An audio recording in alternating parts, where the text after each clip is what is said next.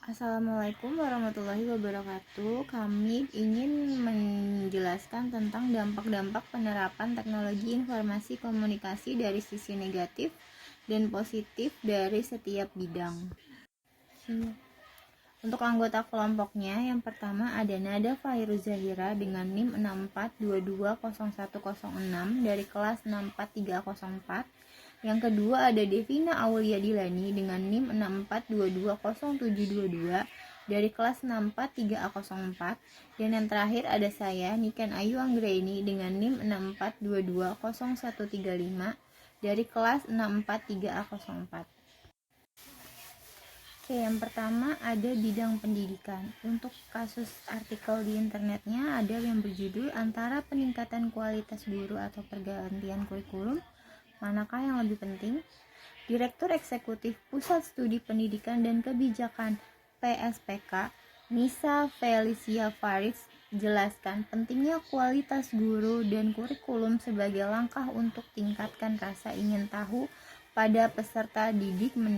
Menurutnya, kini kedua hal tersebut tidak bisa saling didahului satu sama lain. Keduanya memiliki arti yang sama penting dan perlu berjalan berdampingan pada pendidikan Indonesia. Dua-duanya sama penting dan perlu berjalan bersama karena kurikulum adalah alat bantu untuk guru mengajar, dan bila sebagus-bagusnya alat bantu kalau digunakan oleh orang yang tidak kompeten juga tidak akan terjadi apa-apa.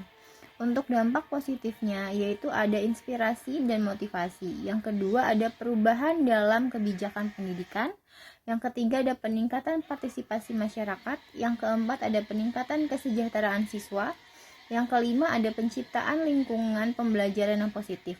Untuk dampak negatifnya ada kurangnya kepercayaan pada sistem pendidikan. Dua, menurunnya motivasi.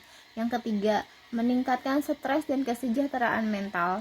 Yang keempat, menurunkan partisipasi orang tua dan masyarakat. Yang keempat, pengaruh buruk terhadap citra sekolah. Yang kedua ada bidang sosial budaya dengan artikel yang berjudul Faktor Kelautan yang Mempengaruhi Keragaman Sosial Budaya. Perairan Indonesia telah lama menjadi jalur perdagangan maritim yang penting, sehingga dilalui oleh berbagai negara asing. Adanya kontak dengan pedagang dari berbagai negara yang berlayar melintasi perairan Indonesia mempengaruhi terjadinya akulturasi dan asimilasi budaya, termasuk bahasa, agama, makanan, dan tradisi. Hal tersebut akhirnya menyebabkan adanya pengaruh budaya asing yang masuk ke Indonesia dan berkontribusi pada keragaman sosial budaya. Untuk dampak positifnya ada yang pertama meningkatkan kesadaran dan pemahaman, yang kedua pemberdayaan komunitas dan identitas, yang ketiga penghargaan terhadap kreativitas dan seni, yang keempat ada peningkatan dialog antar budaya, yang kelima ada penggerak perubahan sosial.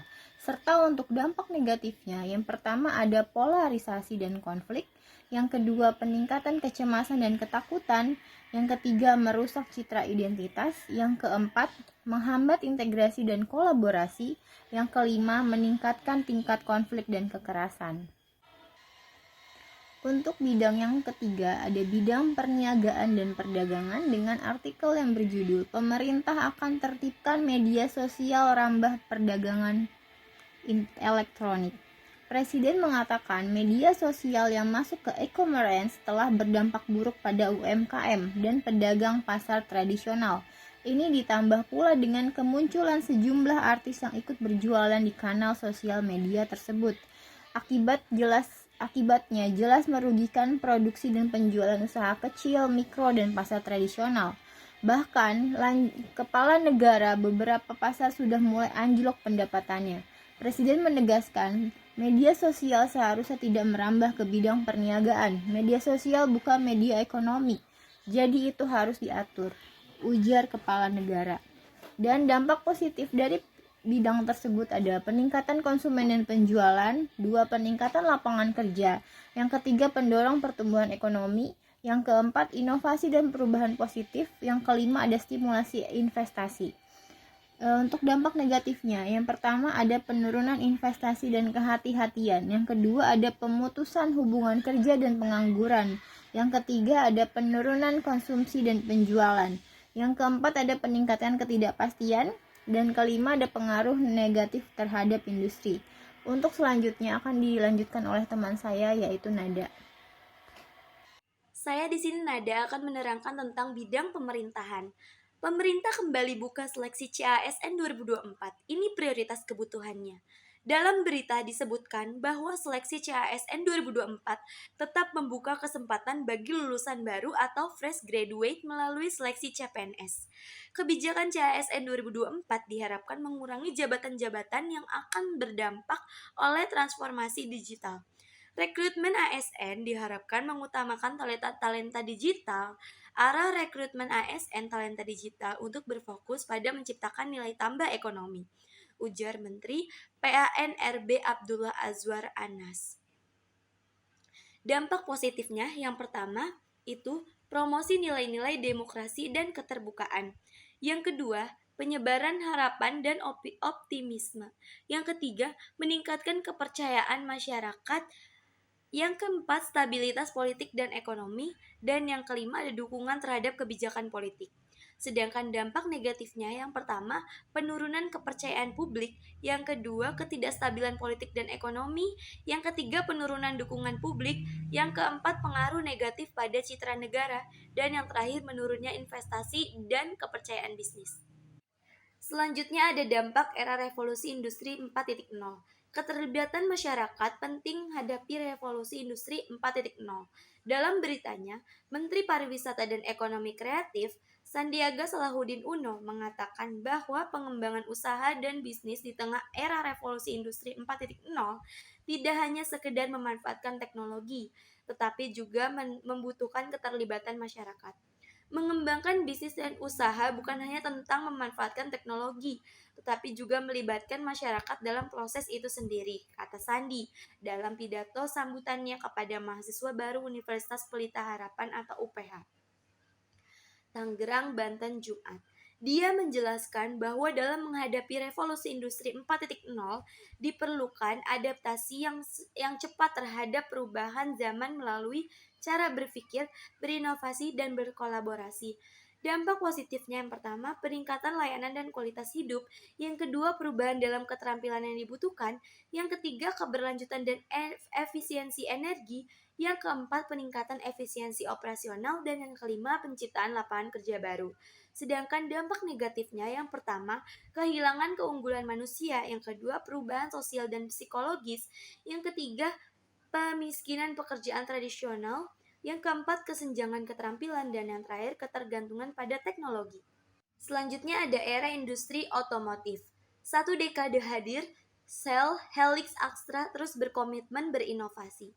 Pada beritanya, Shell Helix Astra, produk pelumas mobil berkolaborasi antara PT Shell Indonesia dan PT Astra Auto Parts Tbk Auto, telah hadir untuk para pelanggan selama 10 tahun. Sejak diluncurkan pada 2013, Shell Helix Astra menyediakan pelumas berkualitas untuk melindungi mesin kendaraan dan terus melakukan inovasi baik produk maupun layanan. VP Marketing Lubricants PT Shell Indonesia, Ari Satyarenggara, mengungkapkan atau mengatakan pihaknya melibatkan para ilmuwan Shell dengan hasil riset yang menggunakan teknologi terdepan untuk menghadirkan Shell Helix Astra. Produk ini memiliki formula khusus untuk kondisi berkendara di Indonesia, sehingga dapat memenuhi kebutuhan para pelanggan dalam berkendara. Dampak positifnya yang pertama, peningkatan inovasi teknologi. Yang kedua, pertumbuhan ekonomi. Yang ketiga, penciptaan lapangan pekerjaan. Yang keempat, inovasi keamanan jalan. Dan yang terakhir ada diversifikasi produk. Sedangkan dampak negatifnya yang pertama, pencemaran lingkungan. Yang kedua, ketergantungan pada bahan bakar fosil. Yang ketiga, masalah keselamatan produk. Yang keempat, urbanisasi dan kemacetan lalu lintas. Dan yang terakhir, pengaruh fluktuasi pasar global. Selanjutnya ada era industri retail. Depo Bangunan raih pendapatan 1,97 triliun, laba naik tipis. Depo mencatatkan pendapatan usaha sebesar 1,97 juta triliun per September 2023, meningkat sebanyak 5,16%. dibandingkan dengan periode yang sama tahun 2022 yang tercatat 1,87 triliun. Penjualan bersih bangunan 1,18 triliun, bahan finishing 747,71 miliar, dan lain-lain 44,28 miliar. Perseroan juga membukukan kenaikan beban pokok penjualan menjadi 1,61 triliun per kuartil 3/2023. Angka tersebut naik dibandingkan 1,54 triliun per September 2022. Namun laba bruto depo masih naik menjadi 363,36 miliar dari sebelumnya 338,71 miliar. Laba emiten retail bahan bangunan tersebut mencapai 60,84 miliar per September 2023.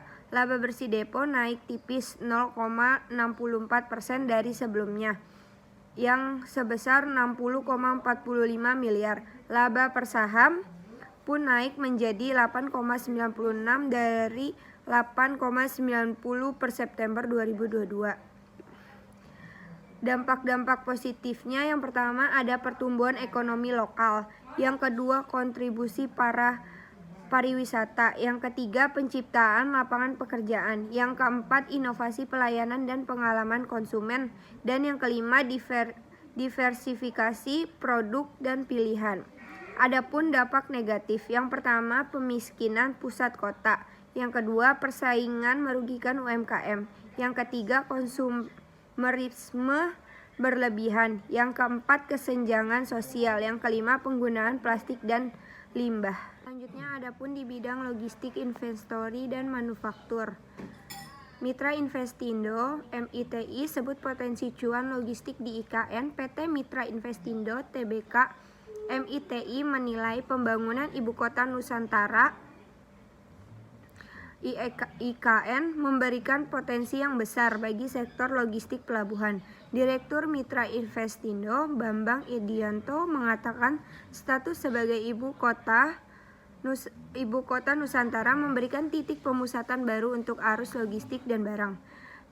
Jika berjalan on the track, maka pemusatan arus barang tidak hanya berada di pelabuhan besar yang ada saat ini seperti di Pulau Jawa, Sumatera, dan Sulawesi, ujarnya di Jakarta. Menurutnya, perubahan pelayaran dan logistik saat ini siap berekspansi ke IKN, khususnya di Balikpapan. Adapun MITI juga akan menyiapkan tracking pergudangan, shipping line, kontainer, dan lainnya. Berikut dampak positifnya. Yang pertama, efisiensi operasional. Yang kedua, peningkatan produktivitas. Yang ketiga, penciptaan lapangan pekerjaan. Yang keempat, pengembangan infrastruktur. Yang kelima, inovasi teknologi. Dan adapun dampak negatifnya, yang pertama, gangguan rantai pasok global, ketergantungan pada teknologi. Yang ketiga, pemindahan pekerjaan, otomatisasi. Yang keempat, dampak lingkungan. Yang kelima, ketidakpastian pasar. Kemudian selanjutnya adapun bidang teknologi keuangan, vintage. Bibit jadi vintage, terlaris jual SBN Retail. Aplikasi investasi bibit.id menjadi mitra distribusi atau MIDIS dalam kategori vintage yang paling banyak menjual obligasi atau surat berharga negara yang dalam kurung SBN Retail. Hilmawan Kusumajaya, Direktur Bibit, menyampaikan sejak resmi ditunjukkan sebagai mitra distribusi penjualan SBN di awal tahun 2022, Bibit tercatat telah 9 kali mencatatkan diri sebagai MIDIS kategori vintage yang membukukan penjualan terbanyak pada penjualan berbagai seri SBN. Kebanyakan pengguna Bibit adalah generasi milenial dan Gen Z. Kami terus mengedukasi dan menyampaikan kepada mereka bahwa dengan berinvestasi SBN, itu berarti investor ikut berkontribusi dalam membiayai anggaran pendapatan dan belanja negara serta berbagai proyek infrastruktur di Indonesia, kata Hilman dalam siaran pers. Adapun dampak positifnya, yang pertama inklusi keuangan, yang kedua inovasi layanan keuangan, yang ketiga peningkatan efisiensi transaksi, yang keempat pembiayaan UMKM, yang kelima peningkatan keamanan keuangan.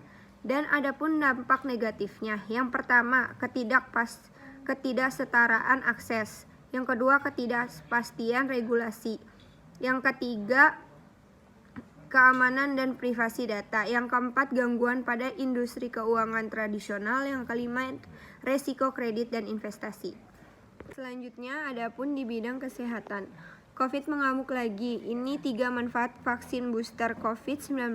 COVID-19 kembali mengamuk di Indonesia. Hal ini ditandai dengan lonjakan kasus COVID-19 yang terjadi akhir-akhir ini. Kementerian Kesehatan juga mengimbau masyarakat untuk tetap menjalankan protokol kesehatan. Selain itu, melalui Direktur Jenderal Pelayanan Kemenkes RI Azhar Jaya, vaksin booster juga kembali dipersiapkan. Booster atau vaksinasi lanjutan untuk COVID-19 sudah pernah dilakukan di Indonesia. Booster berguna untuk menjaga daya tahan tubuh dari virus corona penyebab COVID-19. Dengan melakukan booster, tubuh diyakini bisa melawan virus tersebut lebih kuat. Maka jika terpapar gejala yang diderita pasien lebih ringan, bahkan beberapa tidak bergejala. Selanjutnya adapun dampak positif. Yang pertama, inovasi dalam pengobatan. Yang kedua, peningkatan kesadaran kesehatan. Yang ketiga, perkembangan vaksin dan imunisasi. Yang keempat, akses terhadap perawatan kesehatan. Yang kelima, peningkatan metode diagnostik. Dan selanjutnya adapun dampak negatif. Yang pertama, krisis kesehatan global. Yang kedua, ketidaksetaraan akses kesehatan. Yang ketiga, resistensi antibiotik. Yang keempat, permasalahan etika kesehatan. Yang lima, BEA dan biaya kesehatan. Sekian dari kelompok saya, kurang lebihnya mohon maaf apabila ada salah. Wassalamualaikum warahmatullahi wabarakatuh.